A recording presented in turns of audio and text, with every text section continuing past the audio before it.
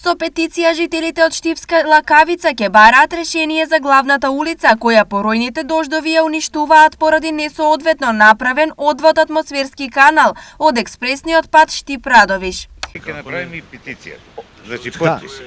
Ако е потребно, ева го тука е председател на местна заедница, може да направи да се подпишеме сите. Градоначалникот Иван Јорданов, кој денеска изврши увид со допис, екстремно ќе реагира до надлежните од јавното претпријатие за државни патишта, но добиениот одговор бил негативен, а овој импровизиран одводен канал изработен од Штрабак, изведувача на експресниот пат, ни оддалеку не ги задоволува стандардите. Ние имаме пратено допис до јавното претпријатие за државни патишта. Имаме пратено допис до изведувачот на експресниот пат да си ги санират ненаправените работи. Да.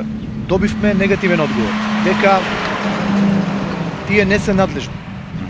Точно е тоа дека тие не се надлежни за патот, но тие имаат обврска соодветно да ги истретират атмосферските канали кои што ги имат започнато. Да. Ова според мене не е соодветно третирање. Не. И додека се чека решение за одизведувачот и јавното претпријатие за државни патишта, дождовите постојано ја уништуваат една од главните селски улици. Шом заврне малку повеќе дошче, водата се излева по патот, копа го патот, долните куќи што е под асфалтот, улева по подрумите. И водата се тече, она се прелива, она се копа си, нема тука.